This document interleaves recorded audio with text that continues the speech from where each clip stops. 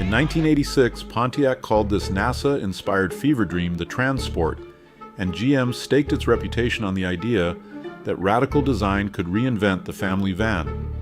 Instead, the Trans Sport's rise became one of the most instructive falls in American automotive history. The story of why begins with just how far the original vision actually reached. In the winter of 1986, the Trans Sport concept burst onto the Chicago Auto Show floor like a spaceship that had mistaken the minivan segment for a launch pad. Pontiac's design team, led by Larry Schmidt and Claude Watson, poured every ounce of their space-age imagination into the vehicle. Glass cockpit, Nintendo Entertainment System integration, panoramic roof, and doors that belonged on a supercar. The Trans Sport was a fever dream made real, at least for a moment, before the hard math of cost, weight, and practicality would bring it back to earth.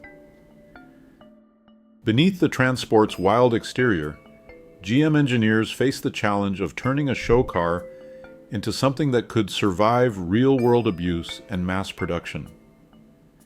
The answer was a structural recipe borrowed from the Saturn playbook, a galvanized high-strength steel space frame cloaked in panels of sheet-molded composite plastic. The critical load paths, rocker panels, roof rails, and lower crossmembers were all treated with a dual-coat zinc system, a move that GM's cost analysis claimed would cut warranty corrosion claims by nearly 80%. Instead of traditional steel body panels, the Trans Sport wore a skin of SMC, fiberglass reinforced polyester, molded into sweeping curves and bonded to the frame with two-part adhesives. The SMC panels brought real advantages. They were immune to rust, shrugged off parking lot dents, and could be formed into shapes that stamped steel simply could not match. GM's internal reports boasted a 12% cost saving over all steel construction, thanks to fewer stamping dies and a lighter assembly line footprint. But the engineering team knew the trade-offs. SMC panels did not flex like steel, so the underlying frame had to absorb more of the impact in a crash. Adhesive joints introduced new failure modes. If water crept under the skin, delamination could follow. Still, the space frame and skin approach allowed GM to deliver a minivan that looked like nothing else on the road, while keeping the accountants and corrosion engineers satisfied, at least on paper. Wind tunnel numbers don't usually make headlines, but the Trans Sport silhouette forced everyone to pay attention. The production van's drag coefficient came in at 0.3, on par with a Ferrari 308, thanks to a windshield raked back at a dramatic 55 degrees. That single sheet of glass swept so far forward, it created a dashboard shelf deep enough to swallow a briefcase. The van would slice through the air like a bullet train, but the same geometry that delighted engineers turned into a daily nuisance for drivers. The vast windshield caught every glare and heat ray the sun could throw, baking the interior even on mild days. General Motors scrambled to add a solar reflective coating, but in real-world tests, cabin temperatures still soared 15 degrees higher than rivals. The van's long, pointed nose and panoramic glass earned it a nickname that stuck, Dustbuster, a nod to its uncanny resemblance to the era's most famous vacuum cleaner. For all its aerodynamic prowess, the shape set expectations for performance and practicality that the rest of the van struggled to meet.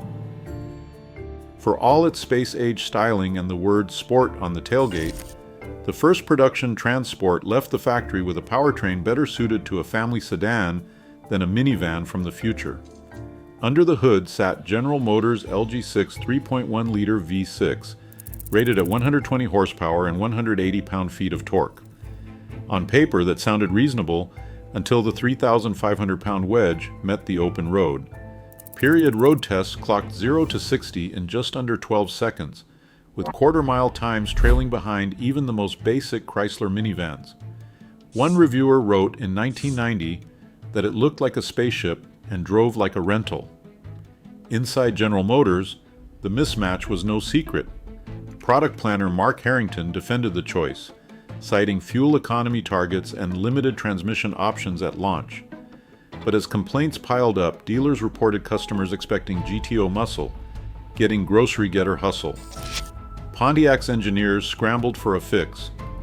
By 1992, the 3800 series YBE6 arrived, bringing 170 horsepower and 215 pound-feet of torque, paired with the new 4T60E electronically controlled 4-speed automatic. The difference was immediate. 0 to 60 dropped to about 10.5 seconds, and the van finally felt as lively as it looked.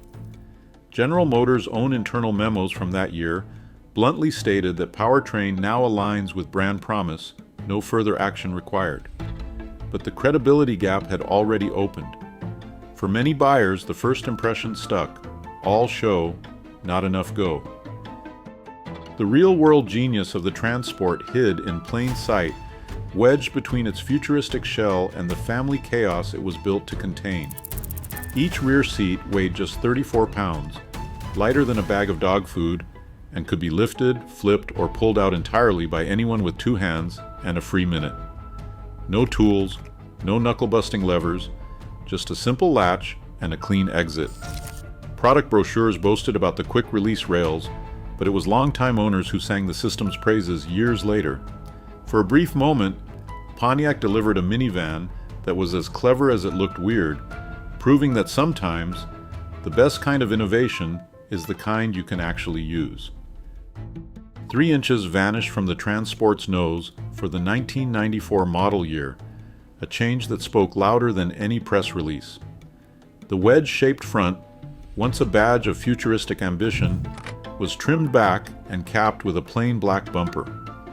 GM's product planners, facing pressure from dealers and a steady drumbeat of media ridicule, called it a necessary adjustment. Internally, the move was justified as a response to customer feedback. Buyers just could not warm up to the Dustbuster look. But for those who championed the original, the facelift felt like a retreat. The van's silhouette lost its edge, and with it, a piece of Pontiac's identity slipped quietly away. The 1997 Trans Sport traded its radical spaceframe for a conventional steel unibody, aiming for mainstream acceptance, but paying a steep price in safety. In the first round of IIHS frontal offset crash tests, the van received a poor rating, one of the lowest scores in its class. Footage from the test shows the driver's side A-pillar folding inward, the steering wheel lurching up, and the dashboard collapsing into the cabin. An IIHS safety expert reviewing the data pointed to excessive intrusion at the footwell and a severe risk of lower leg injury. The original spaceframe, for all its quirks, had delivered better protection. Now the very compromise that was meant to save the Transport proved to be its undoing. In 1999, the Transport name quietly disappeared, replaced by the Montana badge as Pontiac tried to recast its minivan with SUV bravado. An automotive historian notes that this rebrand was less a new beginning than a slow fade, as sales dwindled and the design language grew more cautious. The lessons from the Transport's failure echoed inside General Motors, shaping the conservative lines of the 2001 Aztek and feeding a corporate reluctance to take risks. When Pontiac itself was shuttered in 2010, the Transport's legacy lingered, proof that wild ambition can still lose to market gravity. GM's retreat from the Dustbuster's audacity echoes in every bland crossover. Innovation isn't just about vision, it's about conviction.